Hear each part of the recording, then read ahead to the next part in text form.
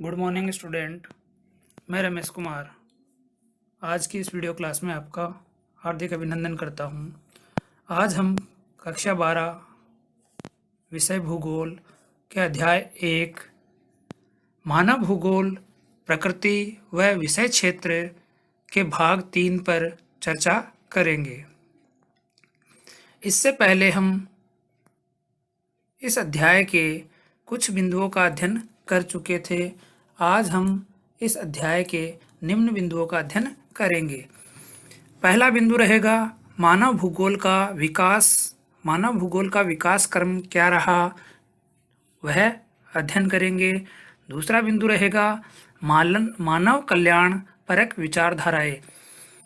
मानव के कल्याण से जुड़ी हुई कुछ विचारधाराओं का जन्म हुआ, उन विचारधाराओं के बारे में जानेंगे, जैसे क्रांतिकारी विचारधारा, आचरणपरक विचारधारा। और इसी के साथ हम जानेंगे मानव भूगोल की वृहत अवस्थाएं और मानव भूगोल के क्षेत्र एवं उपक्षेत्र। तो सबसे पहले हम चर्चा करते हैं मानव भूगोल का विकास किस तरह से हुआ, विकास क्रम में क्या क्या उतार चढ़ाव आए। अध्ययन की दृष्टि से मानव भूगोल के विकास को 3 युगों में विभाजित किया जाता है। प्राचीन काल, जो प्रारंभ से 7वीं सदी तक के समय में जो मानव भूगोल का अध्ययन किया गया था, वह प्राचीन काल के अंतर्गत आता है।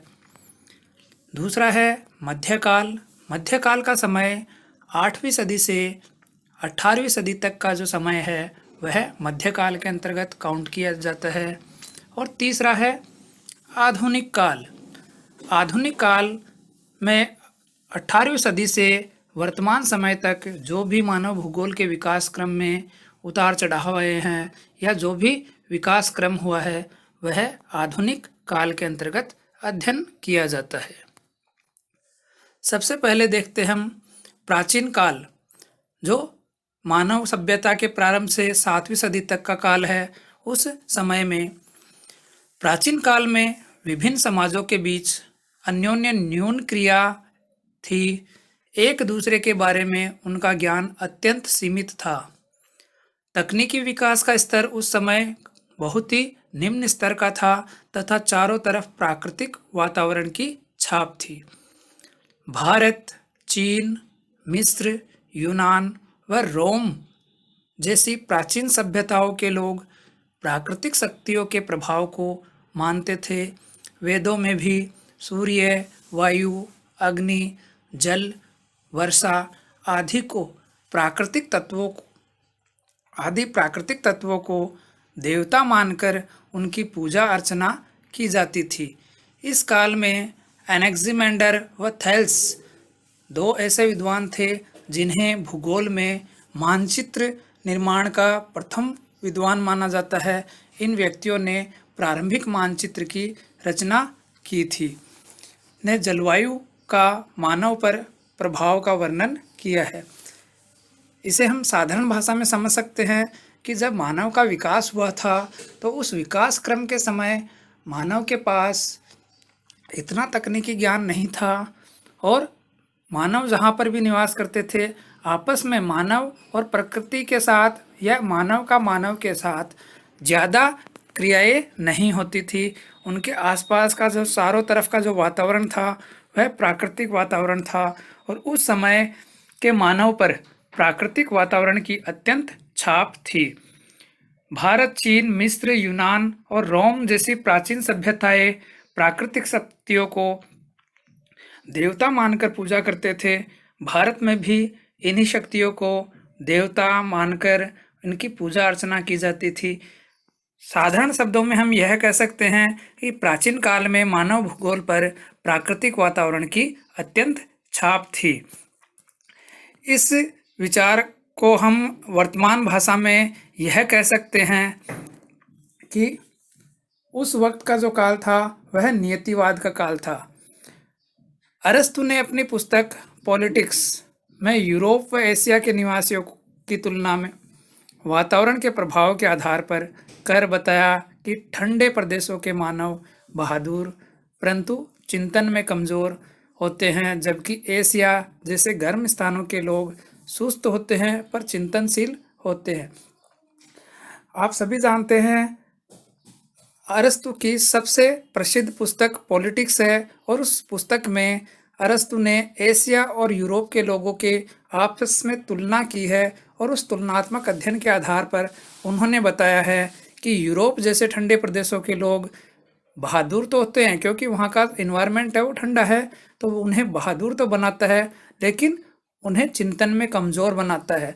जबकि एशिया जैसे लोग होते हैं, एशिया जैसे देशों के गर्म स्थानों के लोग जो हैं वह शरीर के अनुसार तो सुस्त लेकिन मानसिक तौर पर चिंतनशील होते हैं।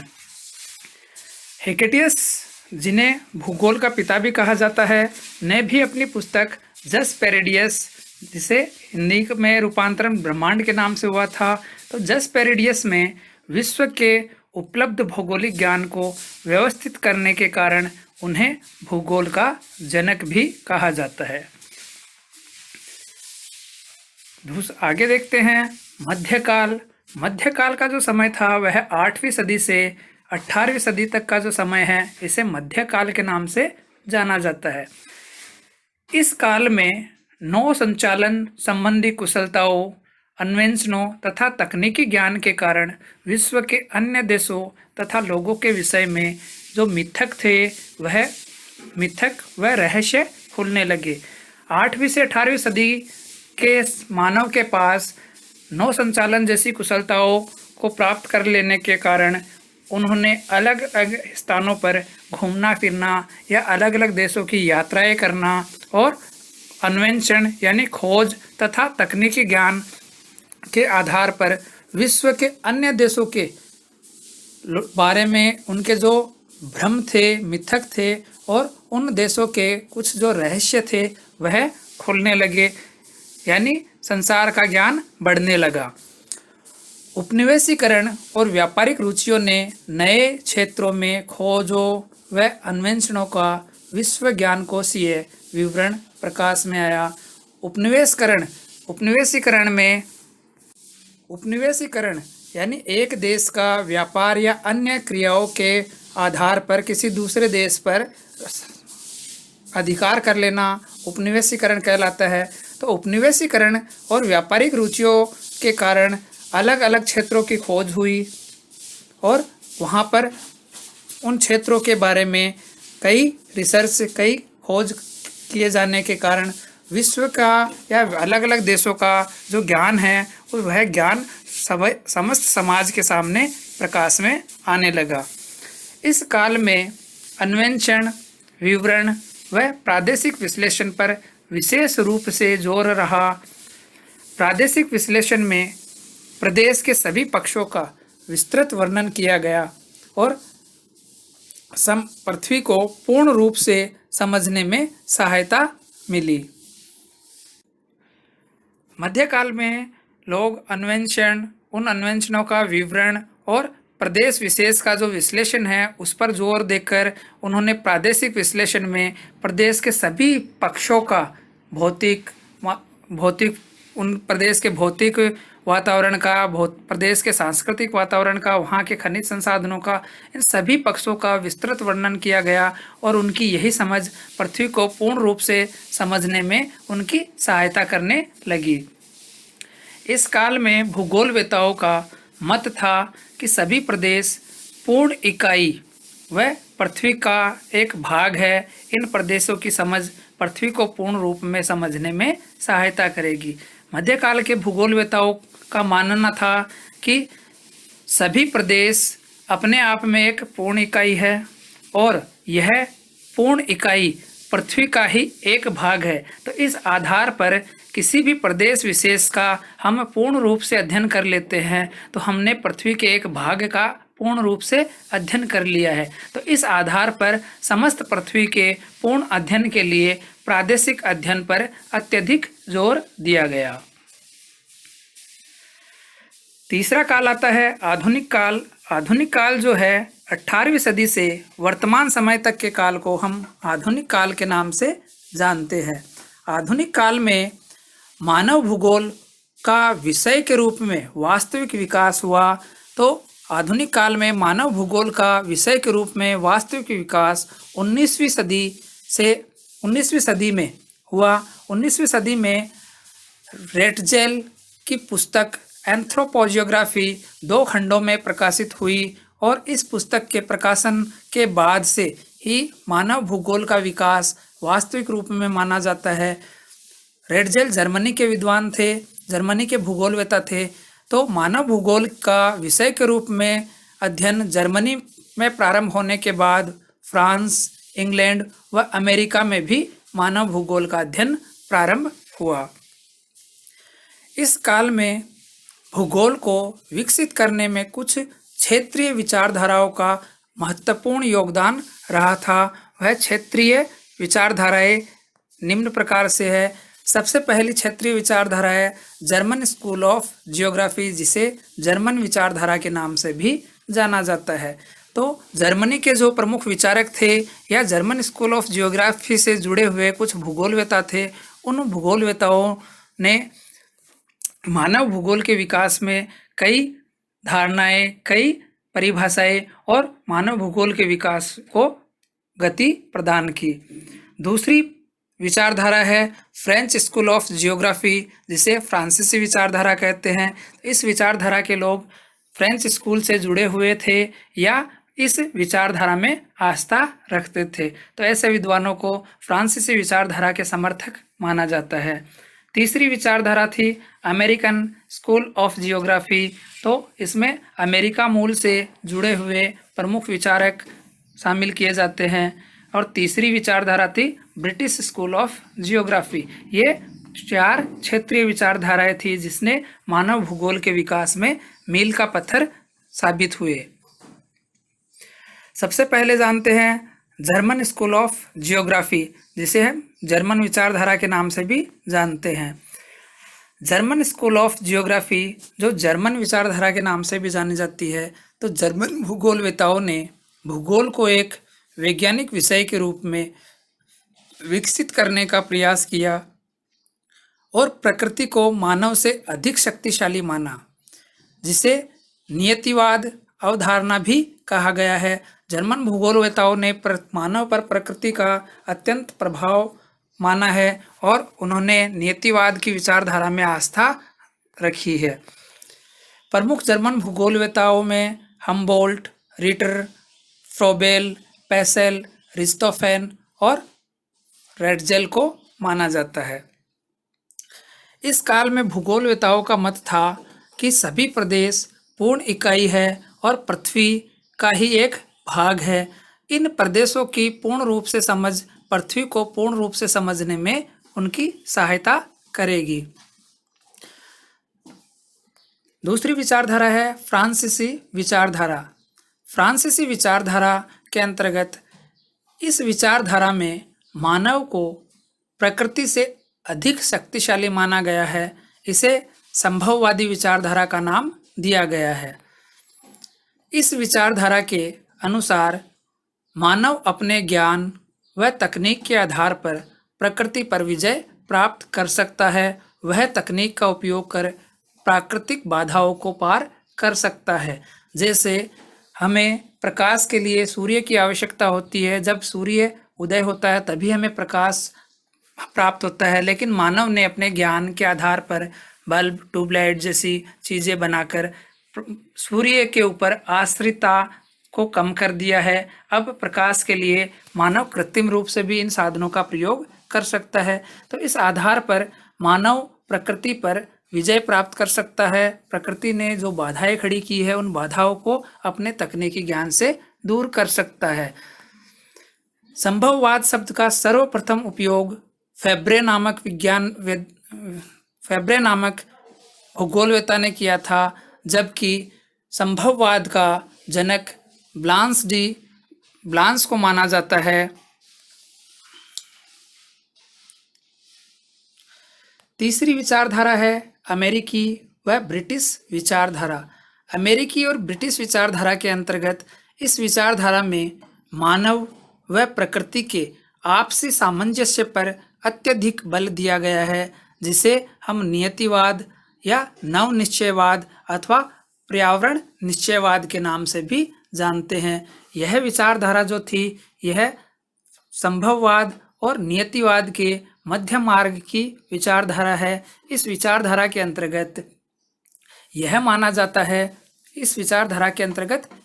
जाता है कि मानव प्रकृति का उपयोग करके, प्रकृति के सहयोग से अपना विकास निरंतर जारी रख सकता है। इस विचारधारा के अंतर्गत प्रकृति के साथ मित्रवत व्यवहार रखकर अपना विकास करना है और वर्तमान विकास के साथ भावी पीढ़ियों के विकास से जुड़ी हुई धारणा भी मानी जाती है।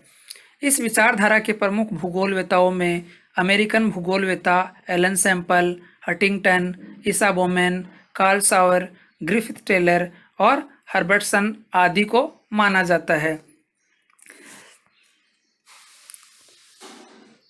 इस विचारधारा में प्रमुख अमेरिकन भूगोलवेता एलन सैम्पल और हंटिंगटन और ग्रिफिथ टेलर है, जबकि ब्रिटिश भूगोलवेताओं में मैकिंडर और हर्बर्टसन आदि प्रमुख है। आगे देखते हैं हम।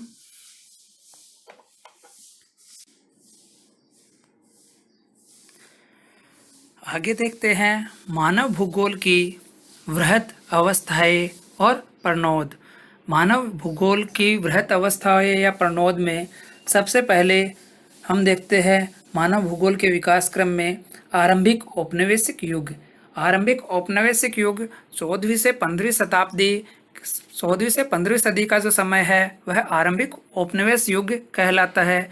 इस उपनिवेश युग में भूगोल या मानव भूगोल के अध्ययन का जो प्रमुख उपागम था वह था अन्वेषण और उनका विवरण, और वृहत लक्षणों में साम्राज्य और व्यापारिक रुचियों में नए नए क्षेत्रों की खोज करना, अन्वेषणों को प्रोत्साहित करना, विश्व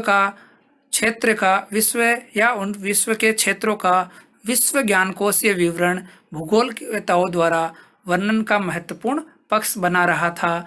उसके बाद मानव भूगोलवेताओं में समय के साथ उत्तर उपनिवेश युग आया, जो 18वीं सदी के समथिंग का समय माना जाता है। तो इस काल में प्रादेशिक विश्लेषण पर अत्यधिक जोर दिया गया। प्रदेश विशेष का अत्यधिक अध्ययन करना या प्रदेश विषय को एक पूर्ण इकाई मानकर उसे पृथ्वी का भाग के माना जाता था और उसके अंतर्गत उसका अध्ययन किया जाता था।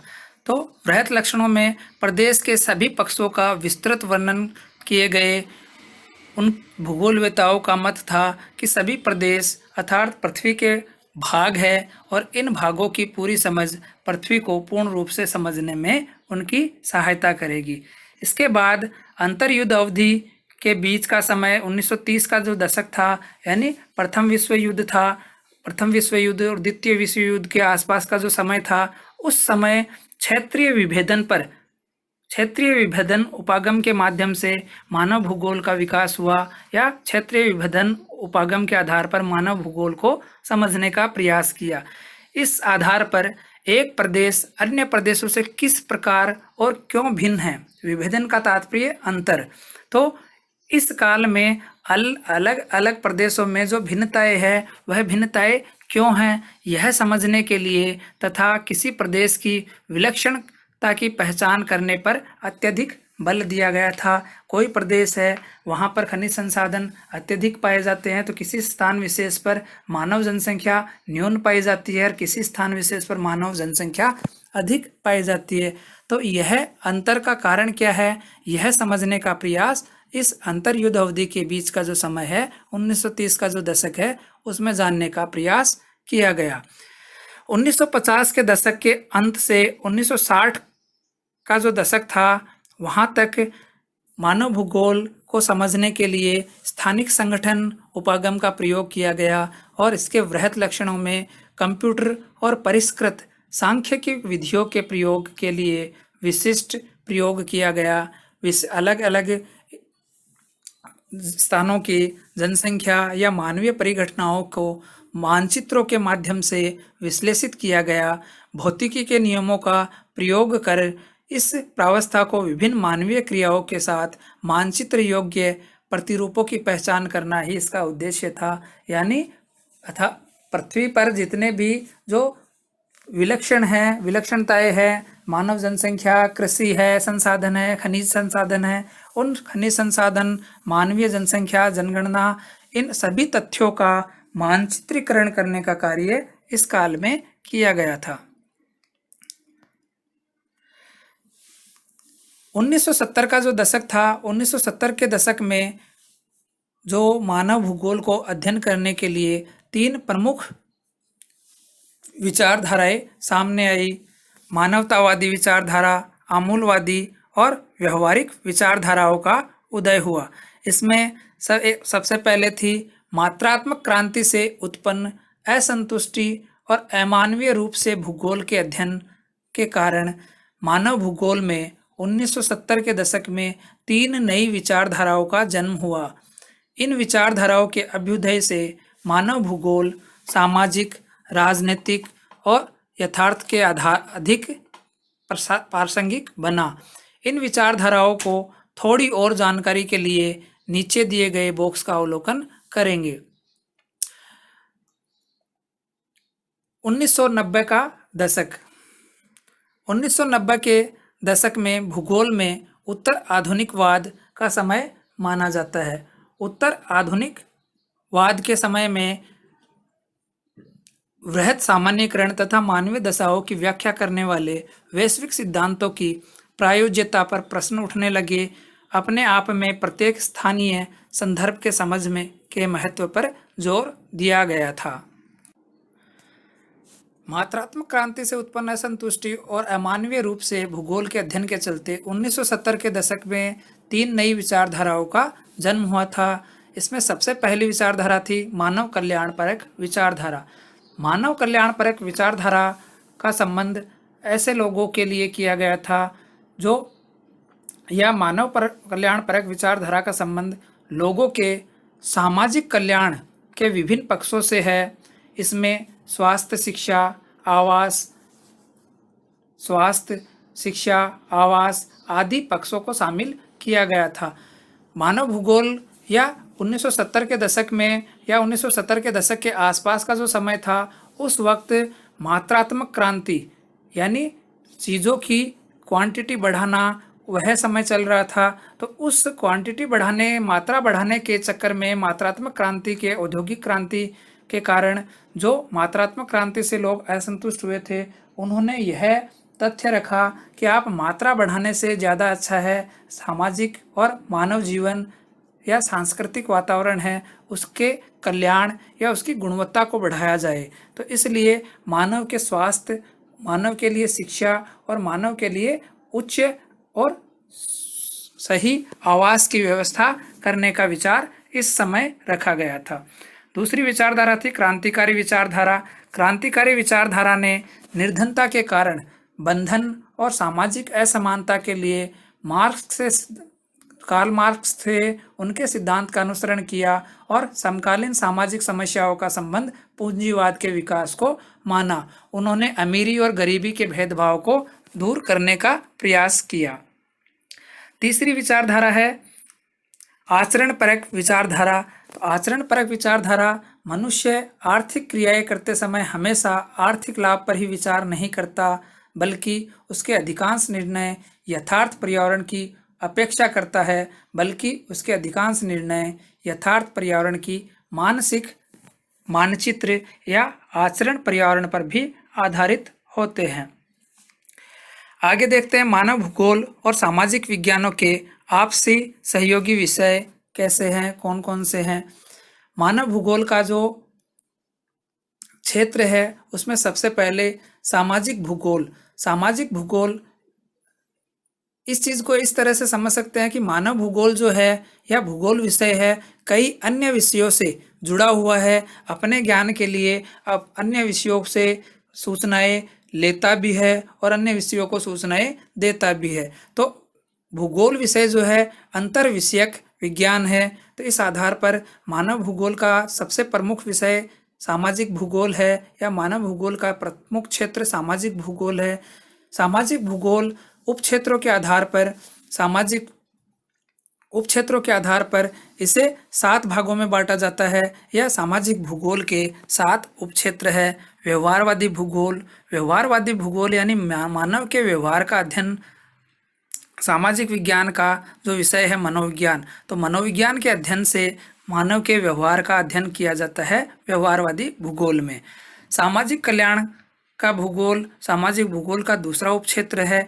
तो मानव के समाज या मानव समाज का जो कल्याण है उसका अध्ययन करने के लिए सामाजिक विज्ञान का सहयोगी विषय कल्याण अर्थशास्त्र का अध्ययन किया जाता है। उसी तरह अवकाश भूगोल का अध्ययन समाजशास्त्र के अंतर्गत किया जाता है, जबकि सांस्कृतिक भूगोल का अध्ययन मानव विज्ञान के माध्यम से किया जाता है। लिंग भूगोल का अध्ययन समाजशास्त्र, मानव विज्ञान, महिला अध्ययन जैसे सामाजिक विज्ञानों के माध्यम से किया जाता है। इसी प्रकार से ऐतिहासिक भूगोल में ऐतिहासिक भूगोल जो है वह अपनी विषय सामग्री इतिहास से प्राप्त करता है, जबकि चिकित्सा भूगोल है वह महामारी विज्ञान से अपनी सूचनाएं ग्रहण करता है।